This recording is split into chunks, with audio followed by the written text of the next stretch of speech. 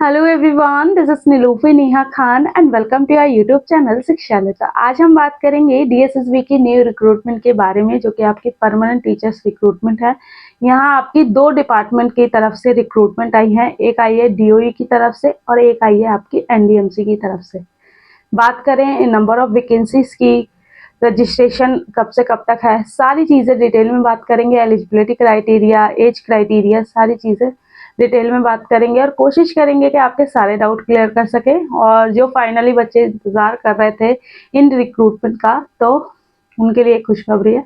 यहाँ आपको notification show हो रहा होगा। अब मैं आपको सबसे पहले ये बता देती हूँ, ये आपकी रिक्रूटमेंट जो है ये पीजीटी पोस्ट के लिए है। ठीक है, पीजीटी पोस्ट में आपकी किन किन सब्जेक्ट की वैकेंसी आई है पहले मैं आप लोगों को ये बता देती हूँ। फिर बात करेंगे हम एलिजिबिलिटी क्राइटेरिया और किस तरीके से आप लोग ये, और हाँ, कई बच्चे इस तरीके से भी कमेंट कर रहे थे कि मैम डीएसएसबी की नई रिक्रूटमेंट आ गई है लेकिन पुराने वालों का तो एग्जाम अभी तक हुआ ही नहीं है।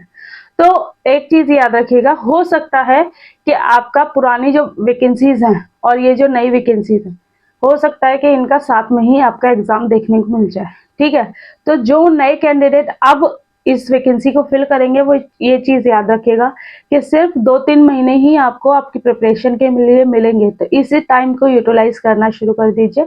बाकी रजिस्ट्रेशन जब से स्टार्ट होंगे, आपके 16 तारीख से स्टार्ट हो रहे हैं, 16 जनवरी से। ठीक है, और लगभग 16 या 15 फरवरी तक आपका रजिस्ट्रेशन रहेगा। तो ये जो टाइम पीरियड है, इस टाइम पीरियड में आप लोगों को बहुत अच्छे से मेहनत करनी है ताकि आप लोग एट द एंड सिलेक्शन ले सके। ठीक है, अब मैं आप लोगों को बता देती हूँ नंबर ऑफ वैकेंसीज और किन किन पोस्ट की आपकी वैकेंसीज आई हैं। ठीक है, तो जैसे कि मैंने आप लोगों को बता दिया, एप्लीकेशन जो स्टार्ट हो जाएंगे वो 16 तारीख से 16 जनवरी से स्टार्ट होंगे आपके, और ये 14 फरवरी तक आपका रहेगा।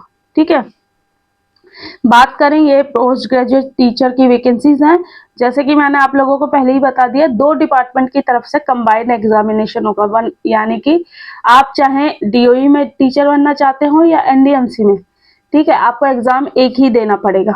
ठीक है, और दोनों डिपार्टमेंट की अलग अलग वैकेंसीज है। ठीक है, डीओई की जो वैकेंसी है वो मेल फीमेल दोनों में अलग अलग है, लेकिन एनडीएमसी की जो वैकेंसी है वो कंबाइंड है, मतलब मेल और फीमेल दोनों ही कर सकते हैं। पीजीटी हिंदी की वैकेंसी है, जो कि आपके total number of vacancy male की 70 है, फीमेल की 21 है। और अगर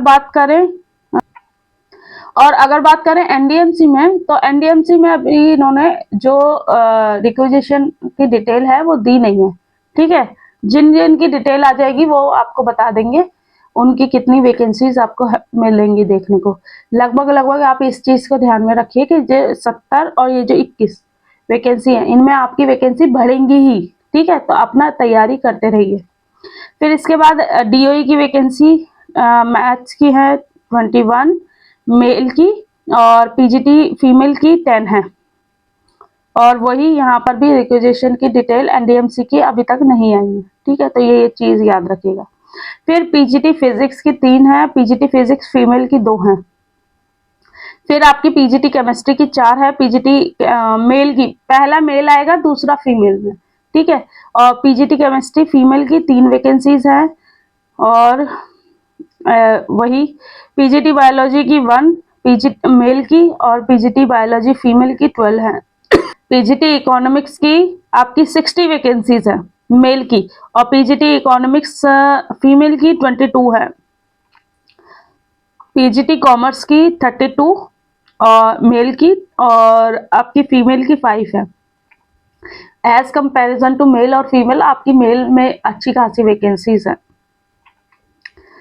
पीजीटी हिस्ट्री की 50 वैकेंसी है मेल की, और फीमेल की 11 है।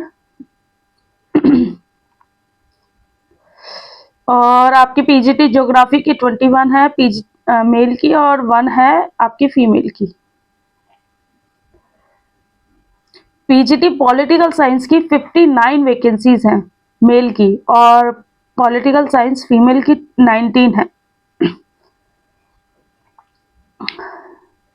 पीजीटी सोशियोलॉजी की वैकेंसी है आपकी 5 मेल की, और आपकी फीमेल की अभी इन्होंने बता नहीं रखी कितनी वैकेंसीज है।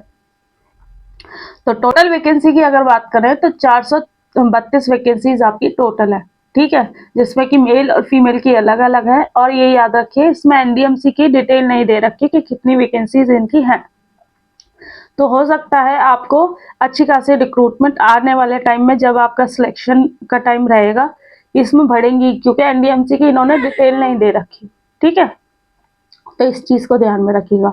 बात करें एलिजिबिलिटी क्राइटेरिया की, तो कंसर्न सब्जेक्ट में आपके पास मास्टर होने चाहिए प्लस बीएड आपके पास होनी चाहिए, ठीक है।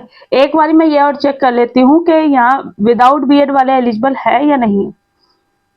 यहाँ पर एज लिमिट जो दे रखी है वो 30 साल दे रखी है, सबसे बड़ी बात यह है, लेकिन हो सकता है ये एज बढ़े, लेकिन यहाँ पर ये चीज याद रखिएगा। और बीए विदाउट बीएड भी, अभी मैंने पीजीटी हिंदी की एलिजिबिलिटी देखी है, तो उसमें विदाउट बीएड भी एलिजिबल नहीं है, ठीक है। और इन केस अगर मुझसे कुछ मिस होता है तो मैं अभी आपको बता देती हूँ, क्योंकि अभी तक तो मुझे ऐसा कुछ दिख नहीं रहा है। ठीक है, विदाउट बीएड वाले भी एलिजिबल नहीं हो पाएंगे, जैसे कि पहले आपको देखने को मिलता था, ठीक। तो यहाँ पर एलिजिबिलिटी क्राइटेरिया की बात करें तो कंसर्न सब्जेक्ट में मास्टर डिग्री प्लस आपके पास बीएड होना चाहिए रिकॉग्नाइज्ड यूनिवर्सिटी से, प्लस आपकी एज जो है 30 ईयर्स से तक रहनी चाहिए, ठीक है। अब पता नहीं किस बिहार पे इन्होंने 30 ईयर्स रखा है। और बाकी अगर बात करें एज रिलैक्सेशन की, तो एससी एसटी कैंडिडेट को 5 साल का एज रिलैक्सेशन मिलता है, ओबीसी कैंडिडेट को 3 साल का, और आपका पीएच कैटेगरी को 10 साल का एज रिलैक्सेशन देखने को मिलता है। लेकिन इस चीज का ध्यान रखिएगा कि ओबीसी कैंडिडेट जो होंगे वो सिर्फ और सिर्फ दिल्ली के ही काउंट होंगे, अदर स्टेट के कैंडिडेट यहाँ पर ओबीसी में नहीं काउंट होंगे, जनरल कैटेगरी में काउंट होंगे, ठीक है। जैसे कि मैंने आपको ऑलमोस्ट डिटेल्स दे दी। बात करें इनके नोटिफिकेशन के बारे में, तो ये नोटिफिकेशन मैं आपको टेलीग्राम पे शेयर कर दूंगी। और एक चीज और ध्यान में रखिएगा, अगर कोई नोटिफिकेशन थोड़ा सा डिले आता है टेलीग्राम पे, तो आप लोग थोड़ा सा पेशेंस रखिए करें, क्योंकि अभी जैसे कि आपको पता है मेरा छोटा बेबी है और उसके साथ सारी चीज़ों को मैनेज करना थोड़ा सा डिफिकल्ट हो रहा है मेरे लिए। लेकिन हाँ, मैं चीज़ों को कंटिन्यू करने की कोशिश कर रही हूँ ताकि आप लोगों का कोई भी चीज़ों में कोई कमी ना रहे।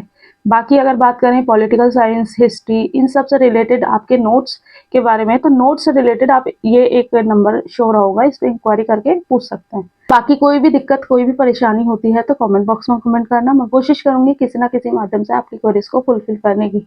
चलिए मिलते हैं आपसे नेक्स्ट वीडियो में। होप सो सारी चीज़ें आपको समझ आई होंगी।